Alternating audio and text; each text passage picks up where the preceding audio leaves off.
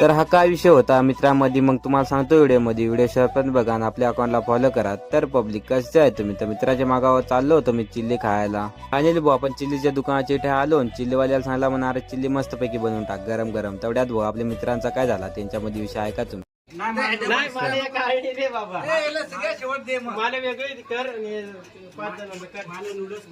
काय नाही रे भाऊ, यांचं चिल्लीवरून भांडण चालले होते का मला अशी बनव तू तशी बनव म्हणा. तू नको टेन्शन म्हणा घेस म्हणा, तू चिल्ली मस्त बनवून आम्हाला दे म्हणा, खाऊन घेऊन दे म्हणा मस्तपैकी म्हणा गरम गरम. आता पंटर गँग पण चिल्ली खायला लागलीच होती म्हणा. आता चिल्ली बिल्ली खाऊ मस्त म्हणा कुठेतरी जाऊ.